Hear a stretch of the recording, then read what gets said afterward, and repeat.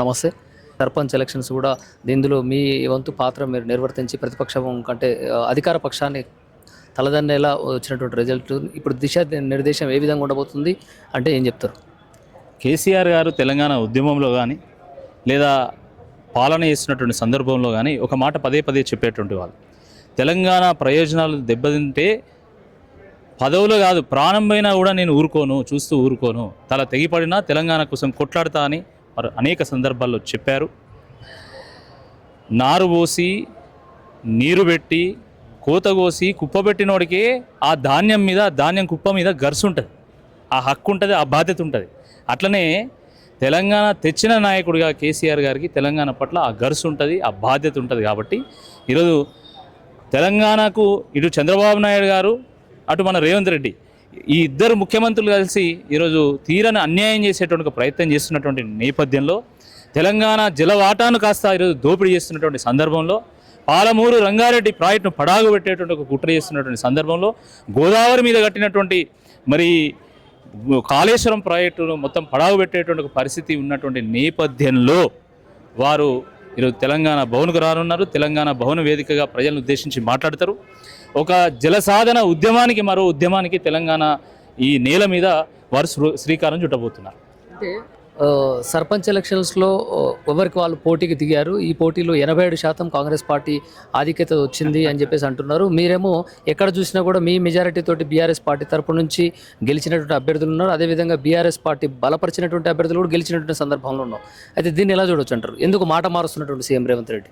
ఎంత దిక్కుమాలిన ముఖ్యమంత్రి అంటే వాళ్ళ పార్టీకి మద్దతు పలికేటువంటి పేపర్లలో కూడా కాంగ్రెస్ పార్టీ 51% గెలిచింది అని చెప్పి వాళ్ళు చెప్తున్నారు.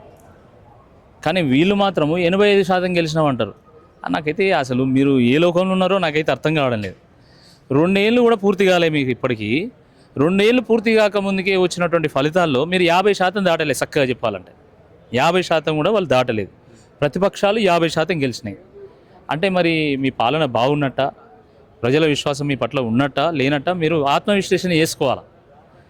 నువ్వు ఎన్నడూ లేని దేశ చరిత్రలో పంచాయతీ ఎన్నికలకు నువ్వు పబ్లిక్ మీటింగ్లు పెడతావి, కోట్ల రూపాయలు కుమరిస్తేవి, మంత్రులను పంపిస్తేవి, ఎమ్మెల్యేలు గల్లీలు పట్టుకొని గ్రామాలలో తిరిగే, అయినా కూడా కనీసం 50% స్థానాలు మీరు రాలేదు ఈరోజు.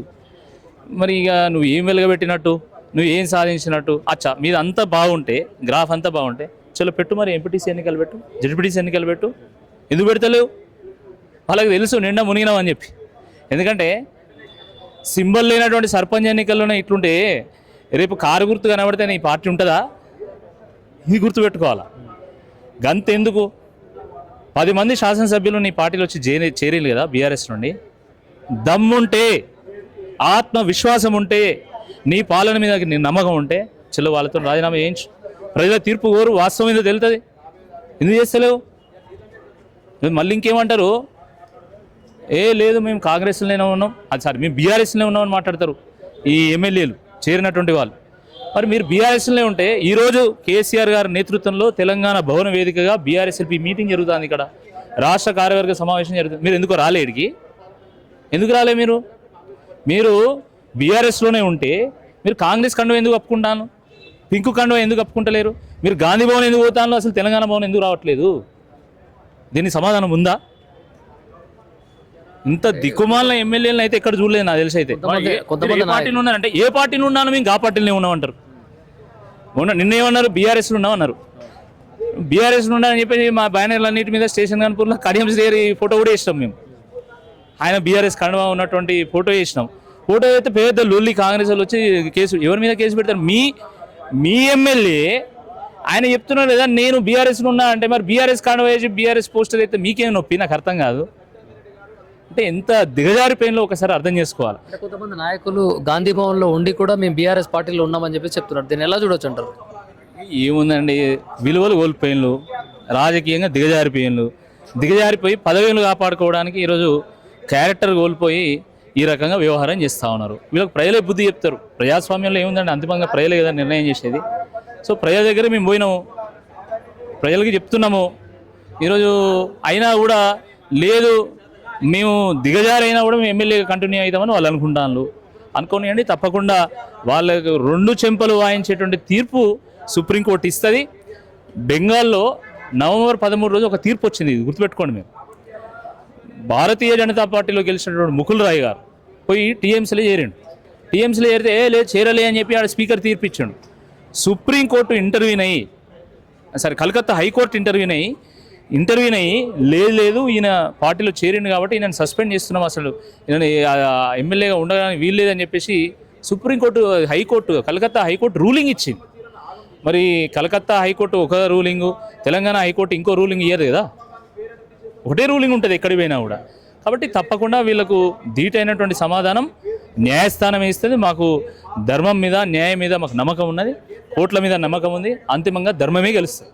గతంలో రైతులందరూ నిరుపేదలందరూ పని చేసుకునేందుకు 100 రోజుల పని ఉండే, దాన్ని మహాత్మా గాంధీ ఉపాధి హామీ పథకం కింద ఉండే, దాని పేరు కూడా మార్చారు. దీన్ని ఎలా చూడొచ్చు అంటారు? చాలా దురదృష్టకరం అండి. గాంధీ మహాత్ముడు నా దేశ ప్రజలకు ఒంటి మీద గుడ్డ లేనంత కాలం నేను కూడా ఏ గుడ్డ కట్టుకోను అని చెప్పేసి ఒక బుడ్డగోసి పెట్టుకొని చేతులు కట్ట పెట్టుకొని దేశమంతా తిరిగినండి. దేశ ప్రజలందరినీ ఏకం చేసి బ్రిటిష్ రాజ్యం మీద బాణం ఎక్కువ పెట్టాడు మహాత్మా గాంధీ గారు. అటువంటి నాయకుడి పేరు మీద ఒక ఉపాధి హామీ పథకం ఉంటే తప్పేందండి. మోడీ గారి పట్ల గౌరవం ఉంది. దేశం కోసం పనిచేస్తున్నటువంటి నాయకుడిగా